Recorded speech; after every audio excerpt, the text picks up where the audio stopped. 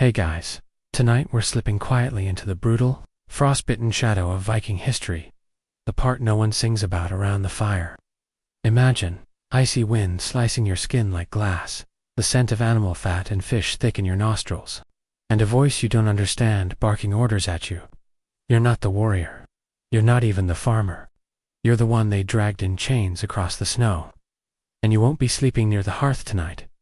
You've seen the Viking show's bearded men roaring into battle, shields slamming, longships slicing across oceans. But there's a missing layer under all that glory. The thrall layer. That's what they called you. A thrall, a slave. One of the tens of thousands scattered across the Norse world like forgotten stones. And you probably won't survive this, so, before you get comfortable, take a moment to like the video and subscribe. But only if you genuinely enjoy what I do here. And while you're at it, drop your location and local time down below. I love seeing where in the world people are tuning in from. Now, dim the lights. Maybe turn on a fan for that soft background hum, and let's ease into tonight's journey together. You don't remember the boat ride? Just cold, and rough wood, and hunger. That gnawed at your belly, louder than the storm. But now, the boat has stopped moving. The world is still again, but in a way that feels dangerous. You're pulled from the hull by someone with hands like leather and breath like rot. The shore smells of fish. Everything smells of fish. A child points at you. You look down and realize your shoes are gone. They took them. Your feet are raw. Someone behind you, another captive, sobs softly. You don't look. You've learned already that it's safer not to notice too much. The village looms ahead. Timber houses with sloping thatch, chickens darting between feet, smoke curling up in lazy gray twists. It should look cozy. It DOESN single quotes. The man who owns you, at least, you assume he does. Since he hasn't let go of the rope tied around your neck, grunts something to a woman. She spits. Not at you, exactly, just near you. Close enough. You've arrived. This is your new home. There is no welcome. Now here's the ironic part. Viking society, for all its brutal glory, was weirdly structured. You've got the jarls at the top, the chieftains and landowners. Then the carls, free farmers and craftsmen. And down at the frozen mud-crusted bottom, you. The thrall's property. You're worth less than a cow, but more than a sack of salt. Unless you're sick. Then you're just dead weight. Historians still argue whether the percentage of the population in slavery ever reached as high as 30% in certain Viking settlements. But one thing's clear. Viking life didn't function without people like you doing the silent, ugly work. And no, they didn't give you a Viking helmet. Or a sword. You're lucky if they don't beat you before dinner. You're herded into a longhouse. It's warm. Fire flickers low. The smell hits you first. A stew of smoke, sweat, damp wool, and the unmistakable funk of wet animal. Then you see where you'll sleep, near the far end. Past the livestock. Not quite inside. Just near enough for the warmth to tease you. The other thralls don't speak your language, but they understand you. The way your eyes dart. The way you try to make yourself smaller. One of them offers you a lump of something brown and bread-like. You take it. You chew. You regret it instantly. But you swallow.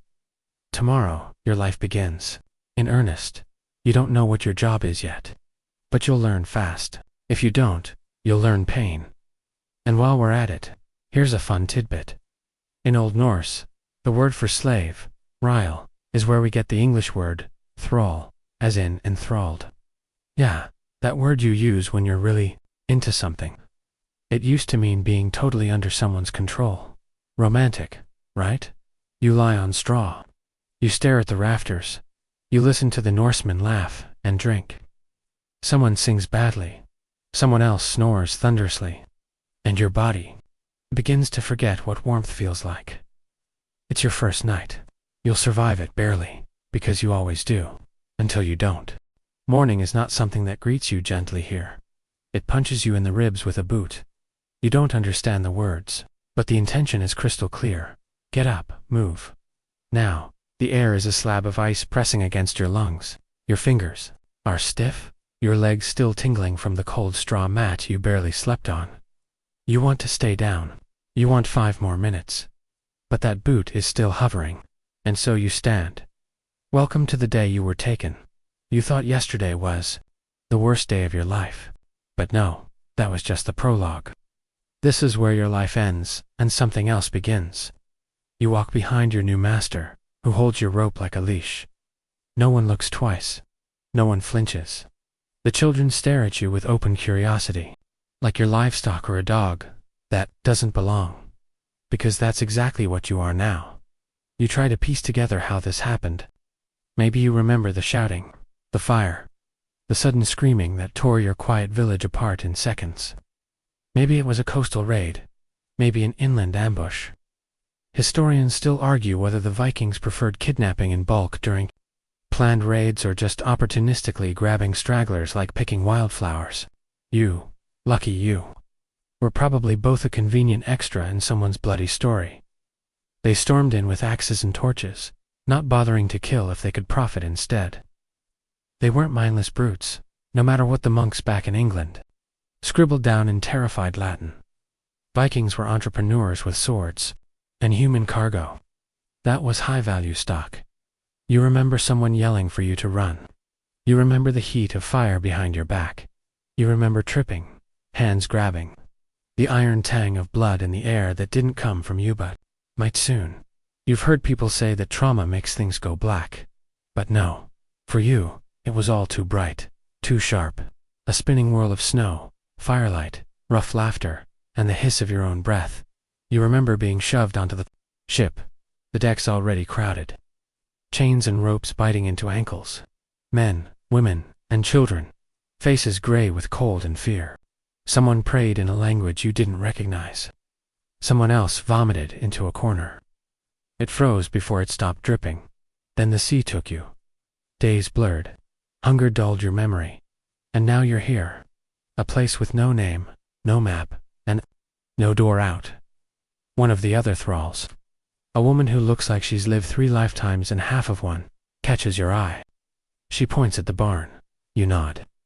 The rope around your wrists is untied, just long enough for you to carry something. A bucket, a wooden yoke, a dead goat. Whatever they need, you are the solution. Your hands are useful. Your back even more so. It's funny, in a grim way. Most people think slavery was just brute labor, digging, hauling, suffering under the sun. And yes, that's part of it. But Viking slavery was surprisingly versatile. If they saw potential in you, they used it.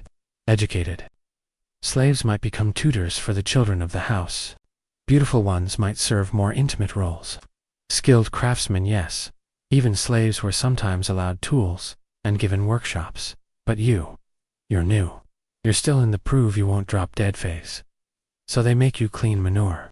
With your hands, the man watching you smirks. He doesn't bother hiding it. He lights a pipe and watches. You wish you understood the joke. You wish you didn single quotes. One mainstream fact worth chewing on. Unlike your breakfast. The Vikings conducted slave raids across the British Isles, Ireland, the Baltic, and even as far south as Spain and North Africa. They didn't just steal treasure. They stole people. And the people stolen weren't always peasants. Sometimes they were nobles, monks, even children of kings used as ransom or sold as thralls if no one paid. So yeah, there's a chance someone you once knew, your cousin, your neighbor, your sweetheart is now scrubbing a different barn in a different village, under the same gray sky. Now for something a bit stranger. In some cases, Viking raiders took slaves not to keep or sell but to sacrifice. Yup, ritual killings. In some ship burials, archaeologists have found what they believe were human sacrifices, possibly slaves offered, to accompany their masters into the afterlife. Nothing says employee of the month, like being murdered to prove loyalty. You're not there yet. But you've seen the way they look at you. As if deciding whether you're worth more, alive or dead. It's a look you will learn to read, like weather signs or animal tracks. And here's where things get blurry. Some scholars argue that not all captured individuals were kept as permanent slaves. A few were ransomed. Others, if they proved loyal or useful, were gradually absorbed into Norse society. Some even married into their captors' families. You blink at that, how can that be?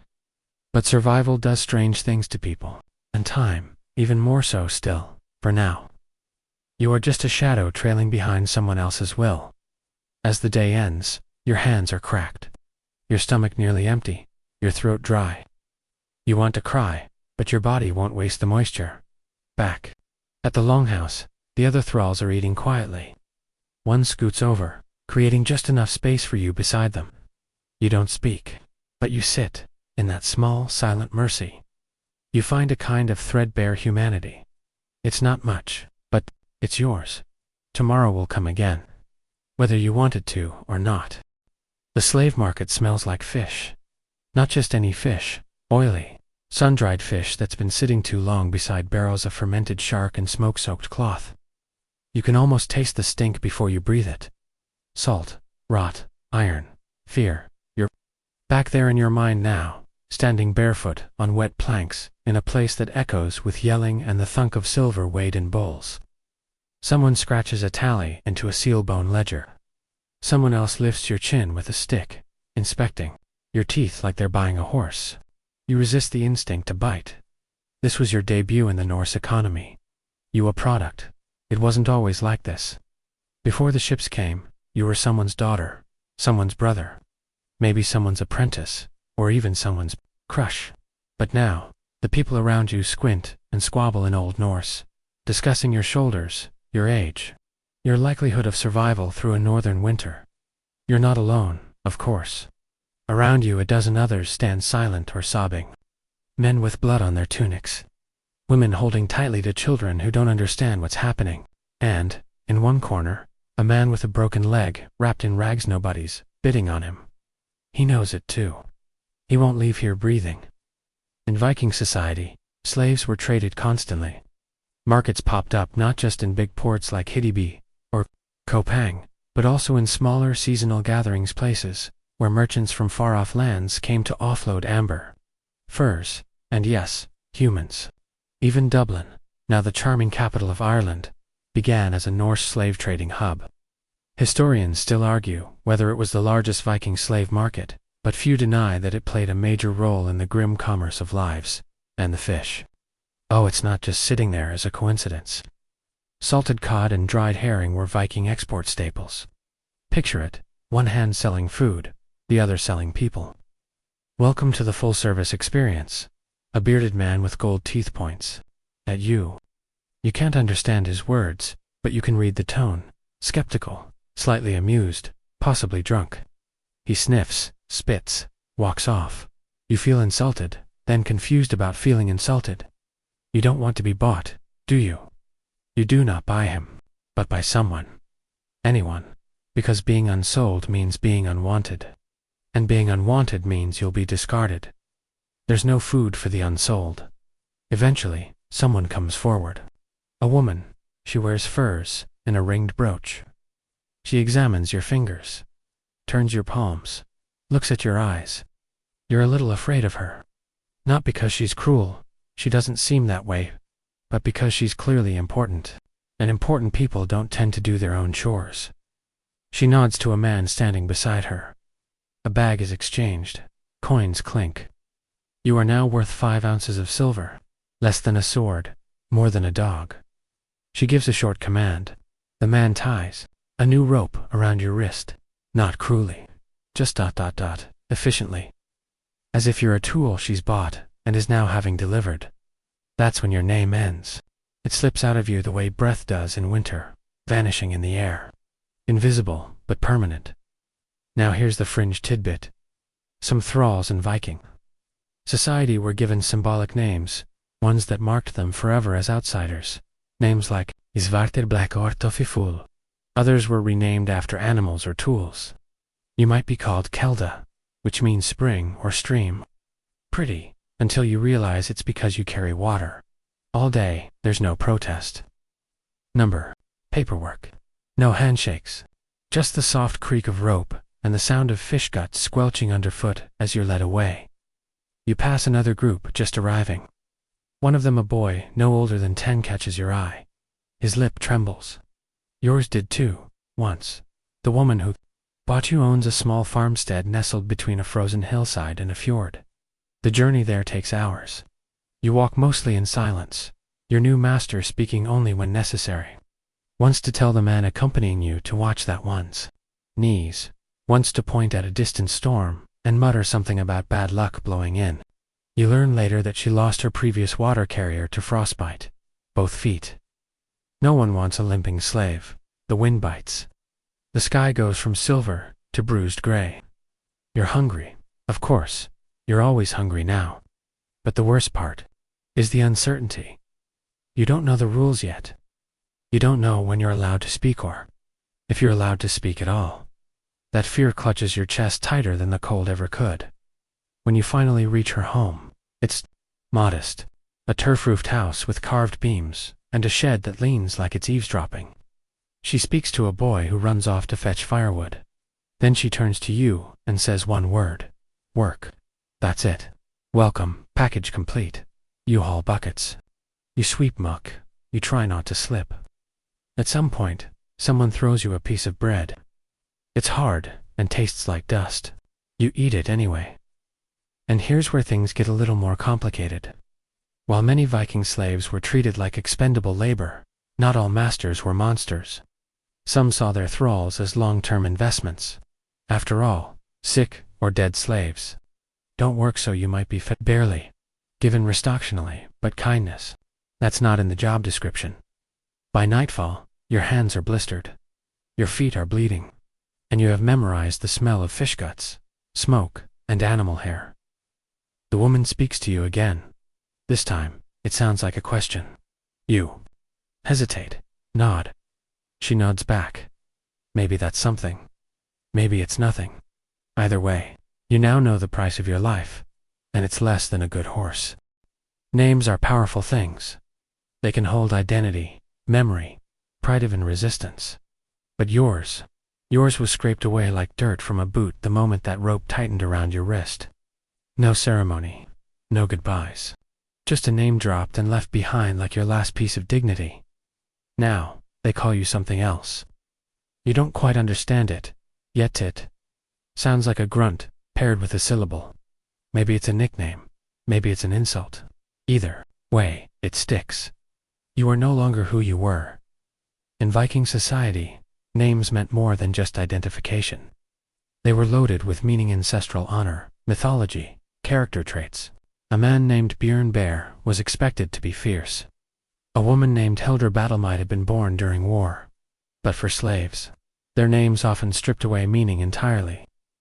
You were given whatever was convenient, condescending, or coldly descriptive: small, dark, stupid, sometimes just girl. And if you tried to say your real name, tried to hold on to that last sliver of identity, that got you silence, or laughter, or worse, a blow to the head and the warning: speak only when spoken to. So you stop speaking your name, you stop thinking your name. Instead, you answer to theirs. The sounds that feel like stones in your mouth. One mainstream fact: in many Viking settlements, especially in Iceland and Norway, thralls were not allowed surnames or That meant you were nobody's son, nobody's daughter. You floated untethered in a culture that prized lineage above all. Even your grave, if you were lucky enough to get one, wouldn't bear your real name. There's something disturbingly modern about this kind of erasure. Bureaucratic, efficient. You are labeled, filed, forgotten. You learn to predict it now. How? They'll name the new ones. The small girl with the bent leg becomes crooked. The pale boy who cries too much becomes drip. Sometimes it's a joke. Sometimes it's cruelty. Mostly, it's indifference. And if you're wondering, yes, it happened across cultures. But the Norse were especially consistent about it. Historians still argue whether these renamings were always formalized or more spontaneous. But one thing is certain: your original identity was seen as irrelevant. A ghost, not worth remembering. Here's your quirky tidbit for the night. Some Norse legends claim that certain runes, especially ones carved into bone or stone, could erase or change fate. One 13th century Icelandic tale speaks of a thrall who carved a fake naming rune into his own skin. trying to trick fate into elevating him from servant to free man. Did it work? The story doesn't say. He disappears before the end, mid-sentence. Like most thralls, you've thought about carving something yourself. Just once, on the inside of the wooden trough you scrub every morning. Maybe your old name, maybe a word that only you understand. But then you think, what if they see? And more chilling, what if no one ever does? You watch how the other slaves carry themselves, shoulders hunched, eyes low, their identities compressed into utility. The blacksmith thrall has no name, just forge. The girl who spins wool, thread. It becomes easier, in a way, less dangerous to be nameless. But sometimes, late at night, in the hushed stillness of the longhouse, when the fire is down to a whisper, and the goats have stopped shifting, you whisper your real name into your hands, just once. Just so you remember. Because, here's the quiet horror. Eventually you might forget it. The woman who owns you doesn't use your new name much, just gestures, commands. Sometimes, if she's feeling impatient, she whistles like you're a dog. You hate it, but you respond. Because not responding means punishment. Not responding means no food. And still, part of you refuses to let go entirely. You hum the lullaby your mother used to sing, softly, under your breath, while you milk the goats or scrub the meat hooks. The words are fading, but the tune lingers. It's all you've got left from before. There's a young boy freeborn who lives on the farm. He's maybe 8, maybe 10. You clean his chamber pot and chase his chickens. He laughs at you, of course, calls you donkey. But once, while you're piling wood, he asks, "What were you called?" Before you freeze, you don't answer. Just keep stacking logs. He asks again, a little softer this time. You don't trust it. You want to answer. You don't. Because you've learned that when a freeborn asks questions, it's not out of kindness. It's curiosity, entertainment, a new way to poke the animal in the cage. And yet, as he walks away, you whisper it under your breath. Not for him, for you. It still tastes right in your mouth. Sharp, sweet yours. You sleep poorly that night, but not from cold, from remembering. And here's the chilling coda. When slaves were finally granted freedom, if they ever were, most had to adopt the name of their former master as part of their new identity, a permanent stamp, a reminder. Freedom, yes, but never full erasure of the past. So no, you don't really get your name back. You just get a new one, with a chain on it. You roll over in the straw and stare at the dark ceiling beams above. You don't speak again for the rest of the night. But in your mind, your name echoes like a song no one else remembers. Not all Vikings had freedom. That might come as a surprise. The image you probably carry, the roaring bearded warrior, axe in hand, wind in his beard, isn't the full story. In fact, many of the people who looked like Vikings, dressed like Vikings, even fought like Vikings, were technically slaves, or just barely free, or one debt away from becoming someone else's property. And here you are trapped in the middle of that murky social soup. You'd think there'd be a clear line between thrall and freeman, right? A clean divide, owned versus owner. But Viking society was more like an iceberg. What you saw on the surface didn't reveal the weight beneath. The vast bulk of people weren't wealthy warriors or chieftains. They were Karl's commoners, farmers, laborers just trying to scrape together enough food to survive the brutal winters. One failed harvest, one bad gamble at sea, and even a free man could find himself indentured. Or worse, sold. You've started to notice it around you. The older farmhand, who's technically free but sleeps in the barn with you. The woman who's not a slave, but hasn't left the farm in 20 years, and owes her master more than she ever repay. They act free, but the leash is still there. Just invisible. And here's the mainstream fact for this evening. In Viking Age Scandinavia, freedom wasn't always permanent. A man could sell himself into slavery during desperate times. And sometimes, entire families did so, parents offering themselves as thralls in exchange for food, land, or protection. Historians still argue whether these arrangements were temporary, or essentially life sentences dressed in polite terms. Your master, well, mistress, technically says little. But her husband is different. loud, impatient. He drinks heavily and talks with his hands. And one of them always seems to end up slamming down on a table, or someone's back.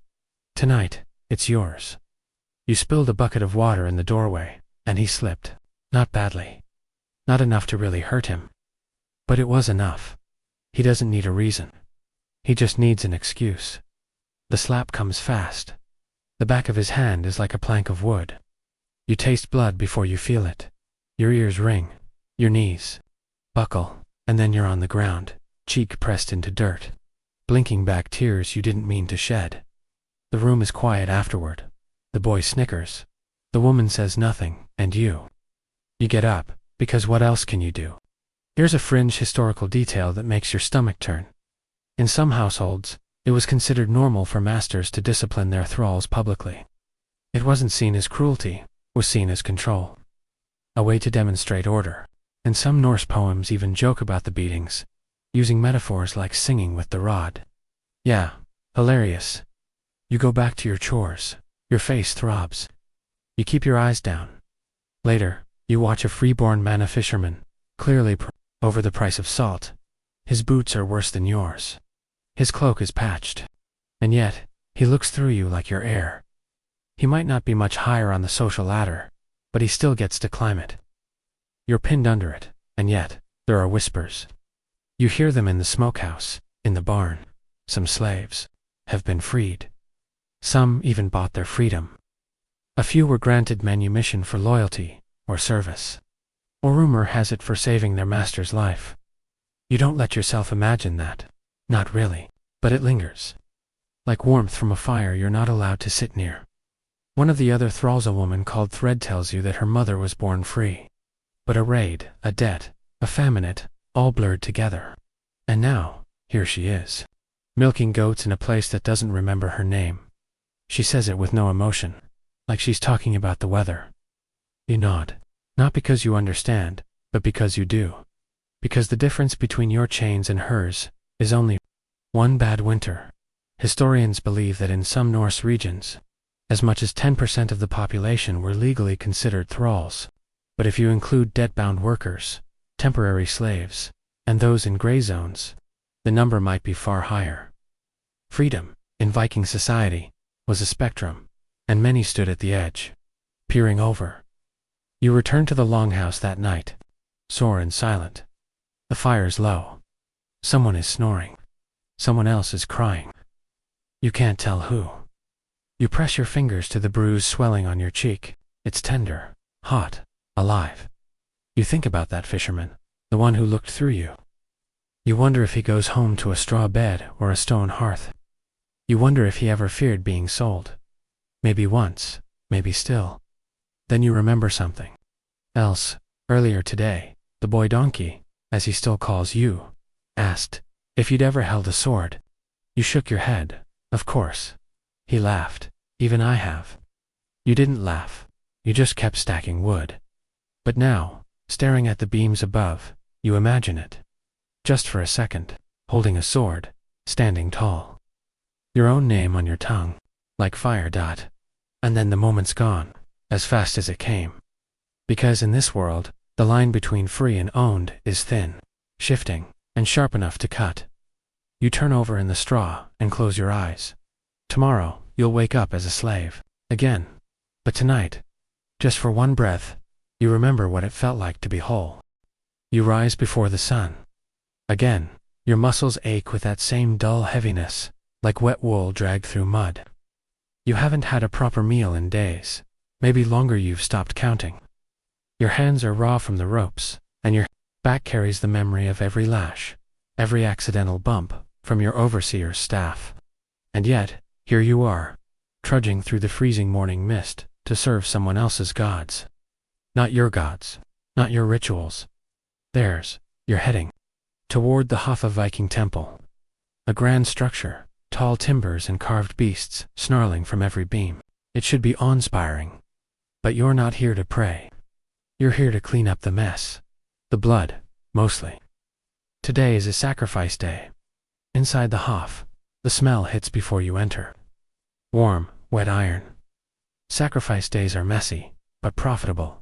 for the community, pigs, goats, sometimes even horses if the gods are especially hungry, or the crops especially stubborn. Blood is smeared on sacred stones, on carved idols, even on the walls. And it's your job to scrub it clean afterward. A sacred job, but only for the enslaved. You kneel before a statue of Thor, god of thunder, your rag soaked with water that's already gone pink. The head priest, a gruff man with one eye clouded over, barks something at you. You don't understand the words, but you get the tone. Faster, cleaner, worth less. Here's the twist. Viking religion isn't just about gods and glory, it's also about control. Slaves were often used to reinforce ritual hierarchy. If you were lucky, you were just a cleaner. If you were unlucky, well, human sacrifice wasn't unheard of. Historians still argue whether these sacrifices were always voluntary war captives, willing participants, or if they included slaves who never agreed to die for Odin in the first place.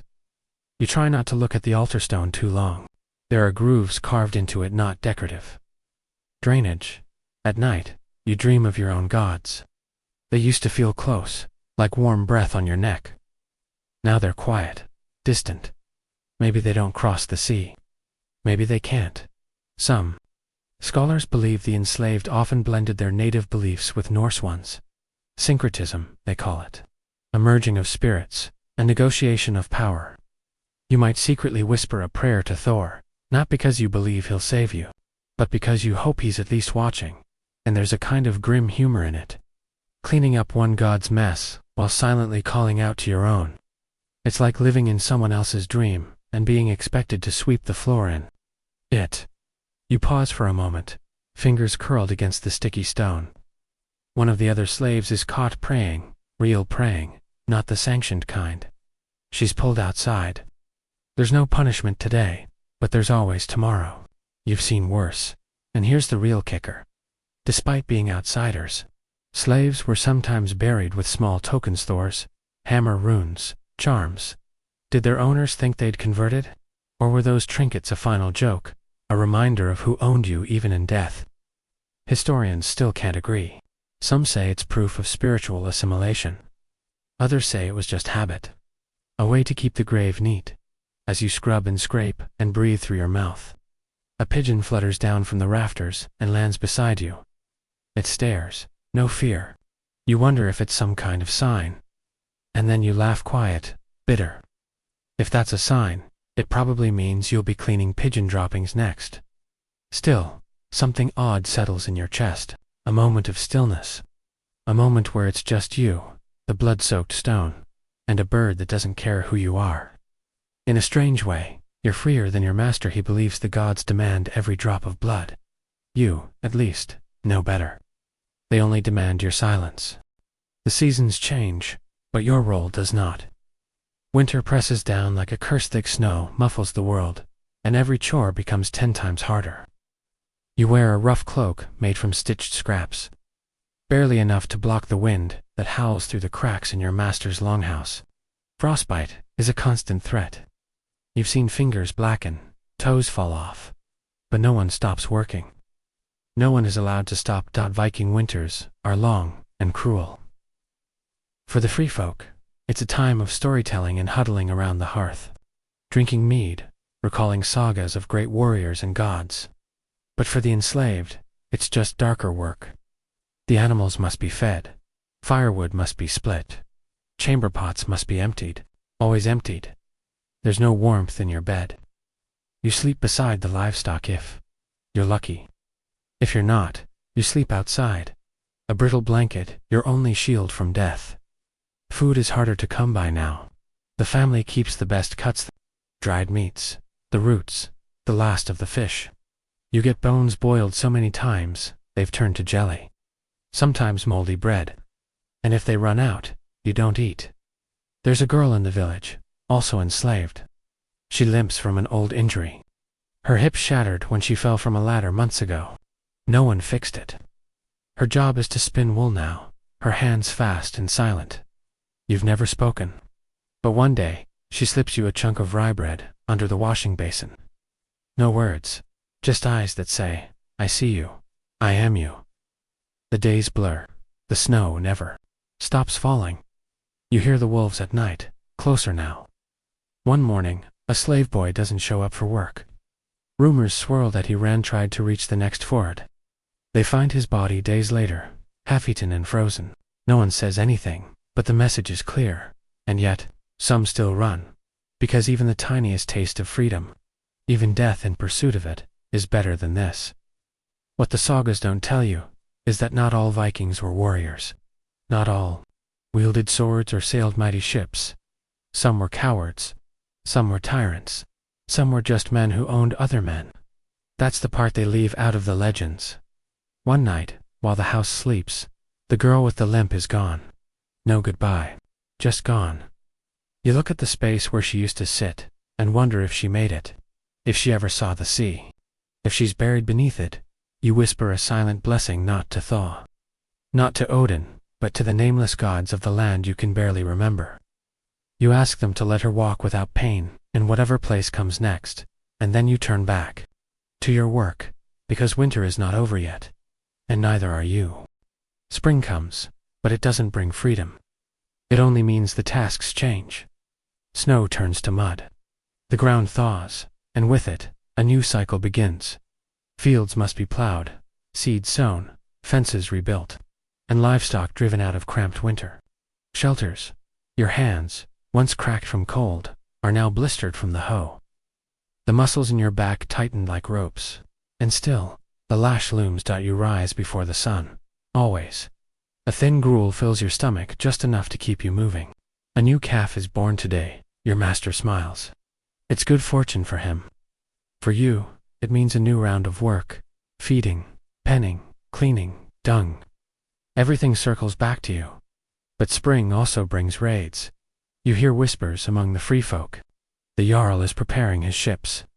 The longboats will sail again, deeper west this time. New lands to pillage. New slaves to take. And for the enslaved, that means one thing. You're expandable. If you die, they will simply replace you. And perhaps you will be taken again. Sold off like a coin. Bartered for iron or goats or favor. One morning, you're woken by shouting. A new group of prisoners arrives, fresh from a raid across the sea. You recognize the look in their eyes. Disoriented, hollow, feral. You were once like them, now you. Watch from the corner, a veteran of chains. Among them is a boy no older than 10, his wrists raw from the ropes. He stares at you in silence while your master barks instructions. He'll work in the fields with you. The boy doesn't speak your language, not yet. But fear is a universal tongue. You teach him where to place the seed. How to avoid stepping on young sprouts. How to keep the ox moving in a straight line. Not with kindness, there's no room for that here. But with necessity. Because if he doesn't learn, they'll punish you for his mistakes. You think back to the girl with the limp. Her silent lessons, her offering of rye. You never knew her name. This boy, he doesn't know yours. Still, as the days pass, he mirrors your movements, learns faster, grows stronger. The two of you speak in gestures and glances. It's not friendship, it's survival. But it feels like something. Sometimes, just sometimes. You see the smallest flicker in his eyes, light that dares to believe in something more than this life. It stings. Because you've long since extinguished that light in yourself. But maybe, just maybe, it's not too late for him. Maybe that's the only rebellion left to you now, to teach him how not to forget who he is, even if you already have. The sun is high as the summer solstice nears, casting long shadows across the compound where you labor. The days are cruel, now hot, endless, shimmering with dust and sweat. You no longer feel heat the same way. Pain dulls. Hunger becomes a rhythm, and you learn the art of invisibility, how to pass unseen in plain sight, how to work just hard enough to avoid the whip, but never so hard they grow dependent on you. But this year, something changes. There is a guest, a skalda, traveling. Poet and singer comes to stay with your master. His beard is silver-threaded, and his voice rich with songs of gods and glory. He drinks with the freemen, entertains the household, and speaks of far-off lands. Russ, Byzantium. Even the distant sands where men ride camels and drink sour milk at night. You watch from the edge of the firelight as he weaves his stories, his hands painting pictures in the smoke. The boy listens, two eyes wide, caught in the web of wonder. You remember stories, dim echoes from your own childhood. Your mother's voice as she spoke of river spirits and warriors with golden shields. That world feels like it belongs to someone else now. Someone softer, weaker, freer. But as the skald sings of Odin's sacrifice and Loki's tricks, something ancient stirs in your chest, a memory, or a warning. One night, the skald wanders into the barn where you and the boy sleep in straw. He's drunk, but kind-eyed. He sits beside you, uninvited, and offers a flask. You refuse. He studies you for a moment, then speaks in your tongue. Perfectly, you freeze. It's your native language, clean, familiar, and terrifying. He leans closer. You come from the coast of the West Isles, don't you? He asks softly. I've seen your kind before, taken, broken. You say nothing. There are still free folk there, he whispers. Far inland, in the forest valleys. A man could disappear if he ever found his way back. He smiles sadly. Not many do. Then he leaves. The boy looks at you, puzzled. You offer no explanation, but for the first time in years, your dreams change. They're no longer full of chains and shadows. Now you dream of trees, of rivers, of the smell of salt and peat and wind. Freedom still feels impossible, but the idea has been planted, like a seed buried deep, waiting. And for the first time in years, you begin to wonder, what would it take to run? What would it take to vanish? The next weeks stretch like pulled sinuetite, fragile, dangerous. Every glance, every footstep feels louder than it should. You speak even less than usual. You listen more. You begin to count the days between the master's drinking binges, between guard patrols. You memorize the way the barn door creaks when opened too quickly. You test the gate latch when no one's watching. It sticks. Noted. The boy watches you change. He doesn't ask, but you see it in his face. The question, and the hope. You say nothing. Hope is a dangerous thing, especially for slaves. But inside you, the seed, the skald planted, pushes upward. It doesn't grow like a flower. It grows like a knife, slow and sharp. One night, the boy wakes to find you not in the barn. You've gone to the far edge of the compound, past the forge, to the spot where the dogs are kept. You feed them scraps. Whisper their names. Test their mood. Every dog has its master. But hunger can be a friend. You test that too. You return before dawn, silent. The boy says nothing. He knows better now. Then one afternoon, the master makes a mistake. He drinks too much mead in front of a neighboring jarl. Slurs insults without realizing it. The jarl's men leave in silence, eyes hard. A feud simmers. The hall becomes tense. And in the chaos of pride and preparation, the master's watch over the slaves loosens. You see opportunity not open. Not easy but real. You wait until the night the men all drink too heavily to stand. The master's sons fall asleep with knives at their belts. The guards by the outer fence are busy betting over bones, and in that stillness, you act. You grab the boy. He resists. At first he's terrified. But your grip is firm. He follows. The barn door roiled days earlier swings silently. The dogs fed, in secret watch you pass, their eyes catching the moonlight. One growls low, but doesn't bark. You reach the gate. You lift the latch, and for the first time in years, it opens. The world beyond is dark, cold, unknown. But it smells like freedom. You glance at the boy. His face is pale, trembling. You nod once. He steps forward, and together, barefoot and silent, you vanish into the woods. Behind you, the world you've known, your entire stolen life, fades into blackness. You don't know what lies ahead, but now, at last, it's yours to find. You run until your legs threaten to shatter beneath you. The forest swallows you, whole branches lash in your face, roots grabbing at your ankles like the fingers of old ghosts. But you do not stop. The boy stumbles behind you, breathing in sharp gasps, but he doesn't complain. He knows better. One sound, one cry, and the entire weight of the compound would crash down upon you both. The dogs do not follow. They remember the scraps, the whispered names, the kindness they were never shown before. Still, you run as if they might. As if the world is chasing you, and maybe it is. By the time dawn begins to pierce the treetops, the boy collapses beside a moss-covered rock.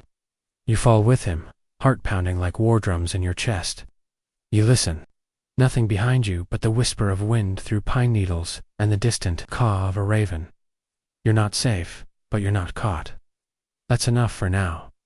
The boy curls up beside you, shivering. You wrap your body around his, like a shield. You don't sleep. You watch. Every branch crack, every rustle of leaves could be death. You understand that now. Freedom is not the end of the story. It is the start of a new kind of danger, one without chains, but still just as deadly. You begin walking again at nightfall. By the second day, your feet bleed. By the third, you are starving. The boy cries, that night soft, quiet sobs. You don't speak. You simply place a hand on his back, feel the curve of his spine tremble beneath your palm. You find berries. You fish with a sharpened stick. You drink from streams, cold and clear. You press on because to stop is to invite death back into your lungs. Then, on the seventh day, just as the stars begin to form in the sky, you smell smoke, not burning wood, but stew, seasoned meat. You follow it, and you find them. A caravan, traders, perhaps, or outcasts, like you. They carry spears, but they don't lift them when they see the boy. Instead, one woman kneels, wraps him in a blanket, feeds him from a carved wooden bowl. She looks at you, hard eyes, sharp like flint, but not cruel. Escaped? She asks. You nod. She says nothing more. She gestures to a place by the fire. You sit out. It is the first fire you have seen in years that wasn't lit by your master's hand, and that night, under stars, you almost forgot existed, with warmth on your face and food in your belly. You feel something you barely remember. Hope. Hope is a dangerous thing.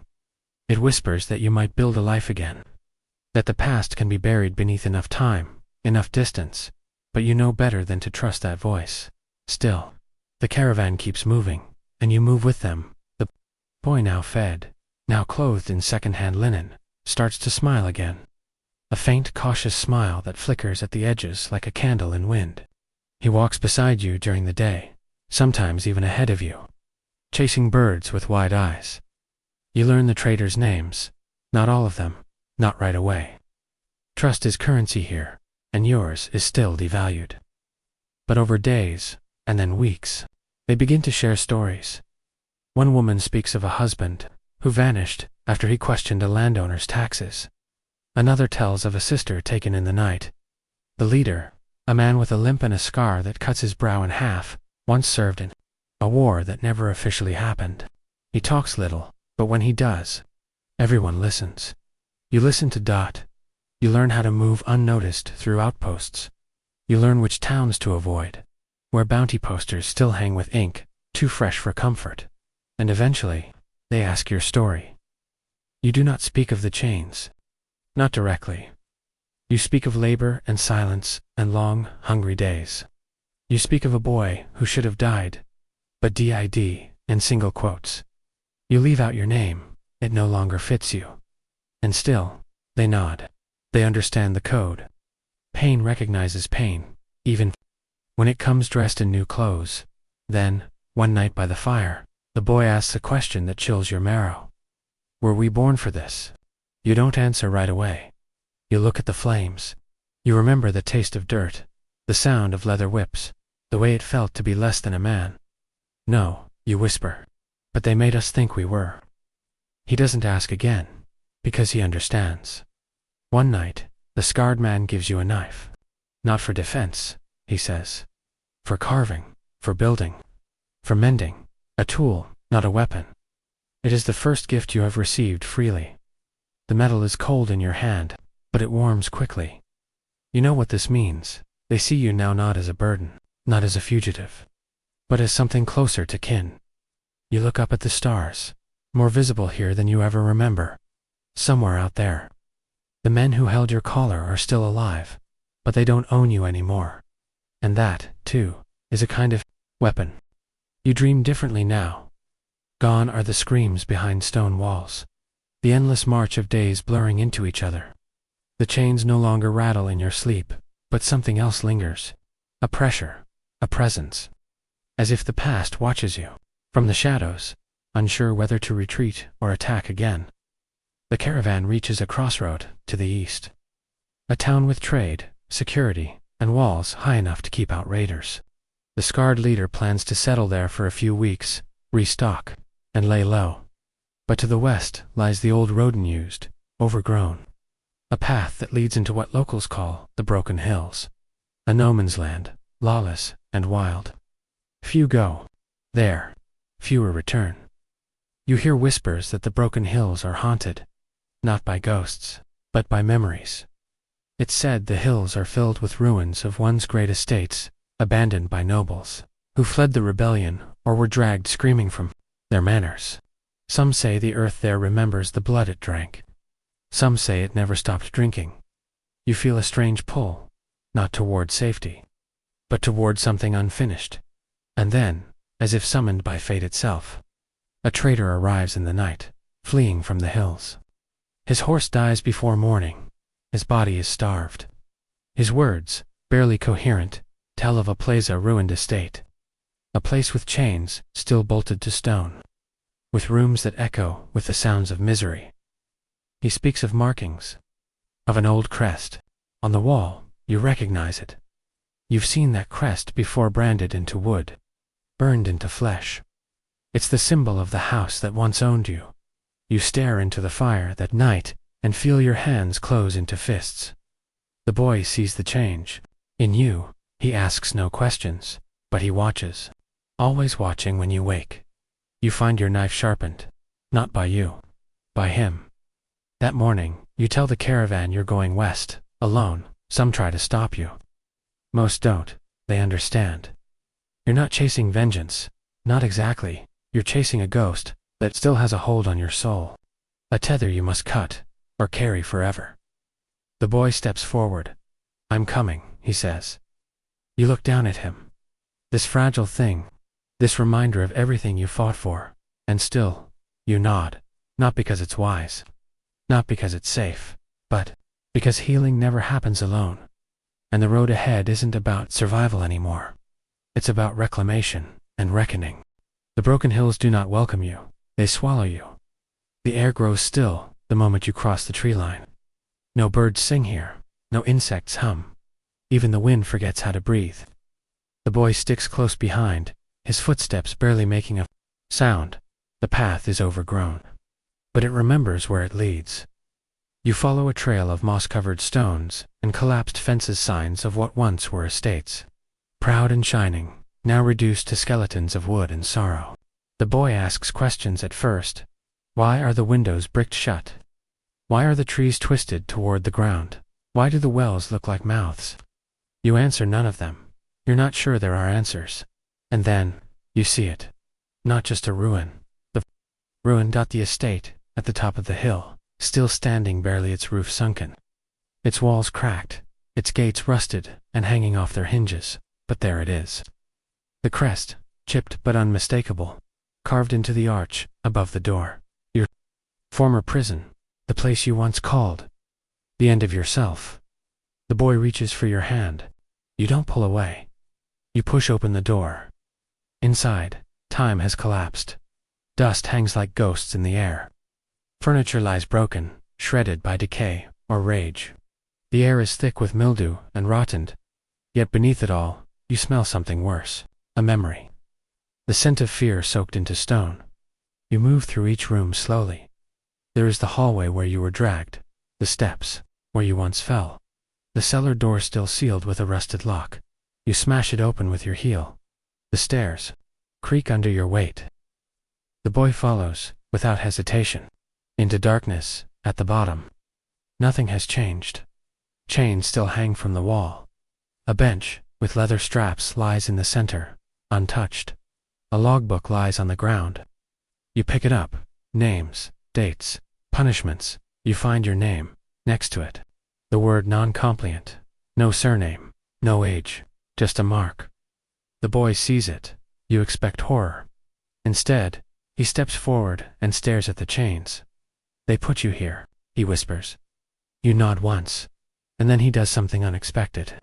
He spits on the floor and walks away. You smile for the first time in days, not because this place is behind you, but because now it holds no power. You leave the book on the bench, and, with your blade, you carve a single line through your name. A final sentence, a final act of defiance. When you step outside, the sky cracks open with thunder, but no rain falls, only wind. And for the first time in years, it carries your name forward, not as property, as legend. It begins with whispers, not the kind that lurk in shadows, but the ones that dance between tavern rafters and border outposts. Whispers that speak of a traveler in blackscarred, silent, walking the land like a specter of old justice. A ghost, with a name burned off by fire, but reborn in flame, and the boy, always beside them. The boy speaks when they do not. He carries the stories, shaping them with eager, trembling hands. The tales start small, how they freed a group of chained workers in the salt pits of Lorne, how they cut down a tax collector who flogged a pregnant woman to death. But stories grow in the mouths of those desperate to believe in something more soon. They say you speak every language but your own, that your scars change shape with each moon, that if someone draws a weapon in your presence, it shatters before it's swung. You make no effort to feed the myth, but you don't silence it either. Because in every village where your name arrives before your boots, the chains begin to loosen. You come across a mining camp carved into the side of Mount Grell. The smell of blood greets you before the guards do. They're dragging a man barefoot, starving, swollen with infection, toward a pit no one climbs out of. His crime, speaking his real name, out loud. You don't speak. You just walk forward. They laugh, Daunt, until they see your eyes. What happens next takes less than a minute. When it's over, 3 men lie broken on the ground, and you're cradling the wounded miner like a brother. The boy hands you strips of cloth, herbs, salve. He's learned your silence. He's learned how to help. That night, beside a low fire, the man whose name is Alan asks you a question. Why do you care? You stare into the flames and say, slowly, in a voice hoarse from years of silence, because no one cared when it was me.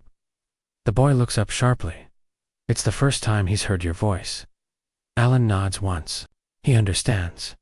He doesn't ask anything more. You leave the next morning, but the camp is different. Men begin to speak real names again. Old songs return. The guards are buried without markers, and behind you, the mountain seems a little less cruel. The boy walks beside you in silence, until he can't hold the question any longer. Do you think they'll ever come for us? You shake your head once. They're already looking. His breath catches. You place a hand on his shoulder. Let them. Because now the hunted has become the myth, and myths are harder to kill than men. The empire, for all its towering walls and silver-inked decrees, is built on a single fragile currency. Fear, not the kind whispered in alleyways or muttered over dying campfires, but institutional fear, manufactured, engineered, delivered in iron wagons and sharpened uniforms. It flows through laws that change names into numbers, that crush names into ashdod. But now, they are afraid, and that makes them dangerous. It starts with silence in the capital. Not the usual hush of obedience, but something deeper, pausing in their records, generals hesitating before dispatching orders. Every courier returning with a different version of the myth. No face, no pattern, no name. Only a scarred figure who appears when injustice blooms too loudly. Only a boy who speaks their truth before they vanish again. At first, they laugh. Send 24 soldiers to the river towns. They come back bleeding. Send a blackguard battalion to the northern ridge, only for return. But something else begins to haunt them. Not just the losses, but the stories they spread like fungus on forgotten scrolls unseen, irreversible. Taverns brim with new songs, and elders whisper phrases in outlawed tongues. Symbols etched into walls start appearing in cities, old letters of rebellion twisted into your shape. And worst of all, the people stop flinching. They stop apologizing. The emperor of such a word still applies to the shriveled man in gold calls an emergency assembly. His voice cracks with age, but also panic.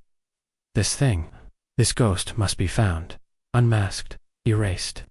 His council bloated on wine and cowardice nods. Along they summon the Inquestors, the old ones, not the polished enforcers, but the ones from the before time, cloaked in relic skin, wearing masks of bone, and speaking languages that rot dreams. They call them the Hounds of Memory. Because once they catch your scent, they remember everything, and they find you, or so the emperor believes. But power forgets that memories fade. 2 ways, and you've seen what lies behind their veils. You know the smell of their breath. You know the way they kill slow ceremonial, leaving not just bodies but silence in their place. And still, you walk forward. Still, the boy walks beside you, because fear is a tool. It cuts in both directions. The hounds are released. They ride on beasts bred without eyes, their arrival marked by birds falling dead from trees. They leave no footprints, only questions, and the first time they catch your trail. They don't find a warrior. They find a village. Still standing, no chains, no banners. Only a wall carved with 5 words. You cannot kill a ghost. And behind it, 200 villagers who have learned to fight in silence. When the hounds step into the square, every torch, extinguish, hisses, and your shadow steps from the dark. Not alone, because now there are hundreds who walk like you, thousands who whisper your name. The Empire thought it feared you now. It fears what you've awakened. The unraveling doesn't begin with swords. It begins with secrets, slipping through cracks like cold water through marble. A clerk in the Imperial Archives finds half the census rolls gone. Entire villages erased from the ledgers. Not destroyed, liberated but redacted, like forbidden scripture. The clerk is silenced before sunrise. Throat packed with ink as a warning. But not before he speaks to another. It spreads. One commander, old enough to remember the first purge, resigns, mid-campaign. Leaves his medals in the dirt. He doesn't give a speech. He simply walks into the forest and never returns. His soldiers follow in the southern courts. A judge overturns an edict one that banished entire bloodlines for thinking in the wrong direction. She is imprisoned for treason, but her verdict remains. The law cannot be unsaid. It spreads. The Empire sends inspectors to the outposts. They find watchtowers unmanned, barracks empty. No signs of battle, just uniforms folded neatly, left behind like skin. The myth becomes language, a rebel tongue born from silence and scar, passed in glances, etched beneath fingernails, hidden in the seams of clothes. The people don't shout. They don't chant. They look you in the eyes and understand. This is the year of the vanishing wheel, when Imperial supply lines start to fail. Entire caravans dissolve into smoke. Maps become unreliable. Bridges collapse the night before inspections. It is not sabotage. It is something deeper. The land itself begins to withdraw permission. Crops refuse to grow on stolen soil. Storms break. Only the Imperial barges. Birds nest in gallows. Wolves roam openly in the Emperor's gardens. Nature, like the people, has decided it owes the throne nothing. And you, stillborn, scar-forged, move between these broken seams. Not as a king, not even as a leader, but as a memory they cannot delete. Each time they destroy a story, 10 more rise in its place. Each time they burn a face, the smoke shapes yours again. Even the children, especially the children, know how to mimic your posture. They practice in alleyways and name their toys after your weapons. But they do not seek glory. They seek permission to exist without chains. The boy, now a young man, walks beside you. Still silent, still listening, but now others walk behind him. Children once beaten for speaking their truth. Women once whipped for remembering the old ways. Men once buried alive for refusing to kneel. They do not carry banners. They carry names. Yours, theirs. The forgotten, the Emperor, watching from his glass tower, grows more desperate. He builds walls around walls. He bans shadows. He bans mirrors. He bans dreams. But fear, once loosed from its master's grip, cannot be caged again. It learns to speak in thunder, and tonight, the storm is coming. The night it begins, no one gives the signal. There is no trumpet, no cry for war, just silence so complete, it feels like the earth itself is holding its breath. Then, a candle flickers in the northern tower of the city walls. A flicker, not a fire, but it is enough. The guards on the eastern rampart turn to look. By the time they turn back, their posts are empty. Everywhere, across the empire's heart, lights vanish, lamps go dark, curtains are drawn. Streets once humming with curfews and boots fall into an eerie hush. It's not rebellion as they imagined. It's not fire and pitchforks. It's absence. Absence of fear, of obedience, of belief. The city wakes to find its palace surrounded not by armies, but by silence. Thousands stand in the fog, cloaked in rags and memory. Old farmers, disgraced scholars, banished midwives, children of the disappeared. They carry no weapons, only books, bones, broken tools. But what they carry in their eyes is more dangerous than any blade. You stand among them, not at the front, not on a pedestal, but beside a woman whose husband was taken for asking a question. She holds your hand like it's made of prophecy. Inside the palace, the emperor stares into his maps. But none of the cities obey. None of the roads lead where they once did. His generals whisper of contagion. They mean awakening, he orders. The gates sealed, but the metal rusts beneath their hands. He orders the tower bells rung, but the towers are empty. The boy now, a man with fire behind his eyes, steps forward, not as a chosen one, not as a hero, as a mirror, as the reflection of every soul silenced by the empire. He does not shout, he speaks, and every voice around him speaks 24, then hundreds, then thousands, all saying the same thing. We remember, and that word, remembrance. It strikes the palace harder than a battering ram. Walls begin to crumble, not from siege, but from irrelevance. The guards, some crying, some laughing, throw down their weapons. Some walk into the crowd. Some drop to their knees and beg forgiveness. There is no judgment, only the terrible, liberating weight of memory returning. In the deepest part of the palace, the emperor hides behind stained glass and forgotten spells. He clutches scrolls written in extinct tongues, tries to summon power that once bent skies. But no ritual can resurrect a god whose name the people have rejected. Outside, you do not celebrate. You breathe. For the first time in generations, the air feels your own. The people do not loot. They cleanse. The throne is not burned. It is dismantled, piece by piece. And each piece is buried with a name so. No one forgets the cost of letting shadows rule unchecked. And when morning comes, there is no king, no crown, only sky, and a people who, together, have learned to stand without chains.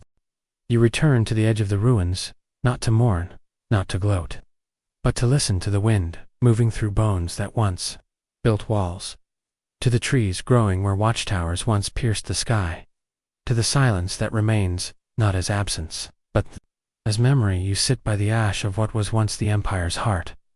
Around you, others begin to gather. No banners, no proclamations. Just people, tired, alive, thinking. Someone begins to speak, not loudly, not to command. They tell a story. A small story, about how they once stole bread to feed a sister. About the merchant who looked away and let them go. About how, years later, they saw that same merchant starve when the empire turned on him. It's not a heroic story. It's a true one. And around that truth, more gather. They add their own fragment stories, half remembered. Once, too dangerous to speak aloud. The woman beside you speaks of the day the stars fell silent, when the emperor silenced the astronomers because they warned of a comet that would split the sky. She watched her mother vanish for naming it. Now, she names it again. Comet of reckoning. Flame of renewal. Whisper of the forgotten.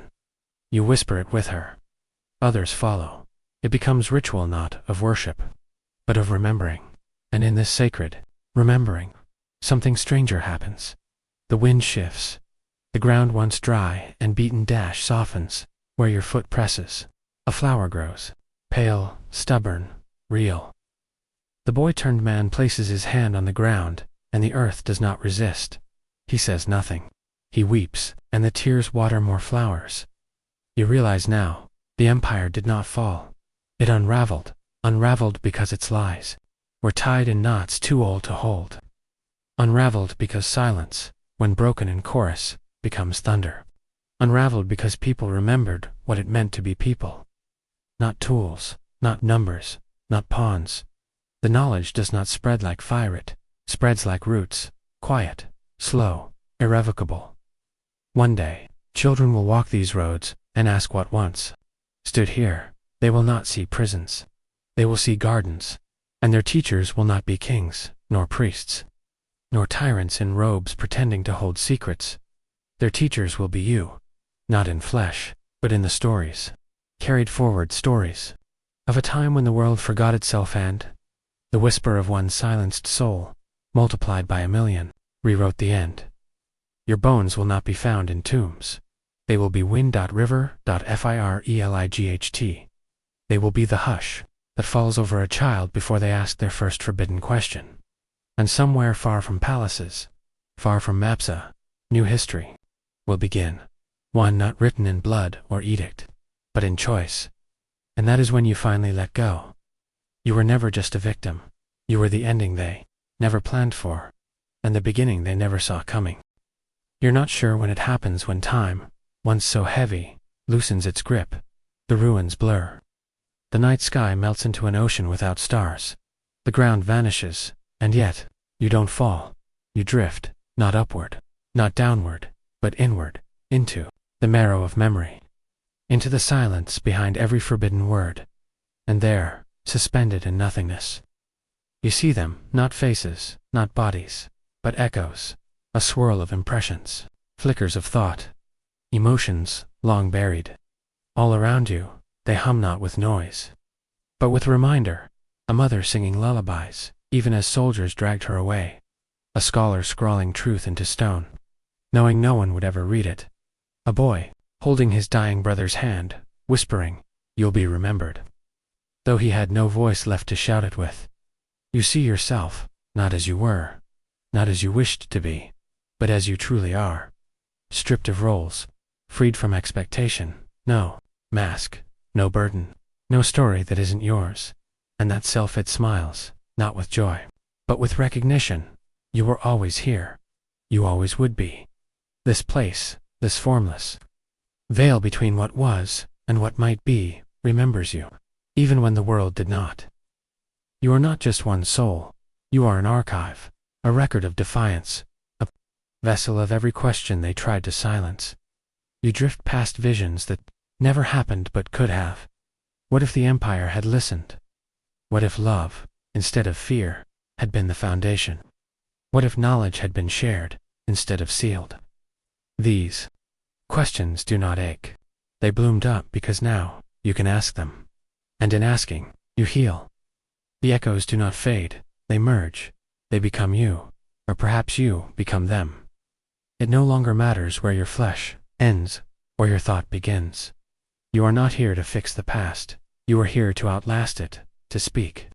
In your own stillness, what they tried to erase, and even as your shape dissolves, voice softening into wind, memory settling into soil, you remain. Not as a ghost, not as a god, but as a truth too vast to bury, a whisper too loud to silence, and, on some distant road, in a future not yet dreamed, a child will stop in their tracks. Turn and feel you. Not hear, not see, but know, and in that knowing, the old empire will tremble once more, because it was never power that lasted, it was the question. The one they could never answer. The one that still echoes now. What if everything they told you was a lie? The lie was never just in what they said. It was in what they left unsaid, in the gaps between speeches, in the pause before a command, in the quiet footnotes buried in histories meant to bore you to sleep. It was in the way you were trained to shrug, to yawn, to call it the past, because if it's just history, you won't ask. And if you don't ask, you won't see. And if you don't see, then they can keep rewriting it. But here, in this silence, something strange stirs. Not a scream, not a revelation. A question so old, it predates memory. So simple it terrifies rulers. What did they hide because it gave you power? Not money, not weapons, not armies, but awareness. That's what they feared. They feared the day you'd stop reading history as a list of dates and start reading it as a pattern, a mirror, a warning. They feared the moment you'd realize. They didn't bury the truth. They wrapped it in boredom. Because boredom is safe. Boredom is the most effective cage ever built. But what if boredom was just the smoke? What if behind every dull record, every droning textbook, every dry museum plaque there was a spark? Not a fire yet, just a possibility. You float deeper, now not into sleep, but into waking. Because sleep, real sleep, the kind that soothes the soul, it only comes when the mind is free. You were never meant to carry their guilt. You were never meant to inherit their silence. You were meant to notice, not fight, not rebel, not destroy. Just notice, because noticing is the first form of rebellion, and it's quiet, beautifully quiet. You don't need to shout. You don't need to be loud. You just need to stay aware. And that's why you're here. To lie still, to let the noise fade, to let the boredom dissolve, and in its place, to feel something ancient settle. In your siesta calm that is not apathy. A silence that is not ignorance. A stillness that is not defeat, but the birth of clarity. You've stopped seeking, and in that stopping, you've found the one thing they feared you'd touch. Peace that cannot be taken. There is a place where the map ends, not with a jagged coastline or a mountain range, but with a blankness, a soft, deliberate absence. Cartographers used to mark it, here be dragons. But not because dragons lived there, because power did not. The kind forged in iron ore spilled in blood, but the quiet kind, the kind they couldn't explain, so they stopped drawing it. And in that empty space, beyond the edges of known, the world folded in on itself like a forgotten dream. You're there now, floating, not through air or water, but through memory that isn't yours. History not written, but felt, a lull in time. Everything slows, and in this slowness, you finally hear the thing that's always been whispering beneath every page, every plaque, every tired retelling of wars and kings and treaties. It says, you were never meant to consume history. You were meant to complete it. What they gave you were fragments, safe stories, polished and bound. But what they hid were the questions that make you whole. Why did the rituals of ancient cities echo modern laws? Why did entire cultures vanish with no explanation? Why were sacred texts rewritten just before they were canonized? Why did the same patterns of power, control, and forgetting appear over and over like fingerprints pressed through the ages? These are not questions you ask to stay awake. These are questions that unravel you, not with fear, but with a strange, slow warmth. The warmth of realization that you are not separate from history. You are not the final chapter. You are the margin they left empty. The note they hoped no one would read. The breath just before the candle goes out, still quiet, but aware. This is not a call to action. This is a call to rest. To let the old stories echo through you, not to obey. Not to reject, but to absorb. To lie here in the folds of forgotten truth, and finally feel safe. Not because the world is safe, but because you know, and knowing makes even the darkest history lose its hold. Now, let it all go. Let the kings and secrets and shadows fade. Let the edge of the map dissolve. You are where they said no one should go. But you're here, and it's quiet.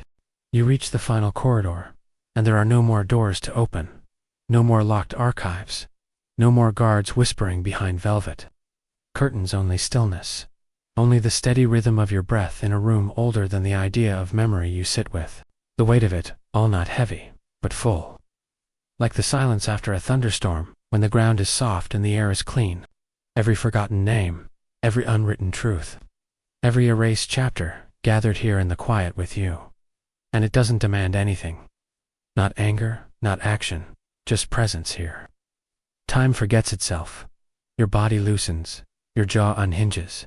Your hands fall open. You are not meant to hold anything anymore. Not knowledge, not burden.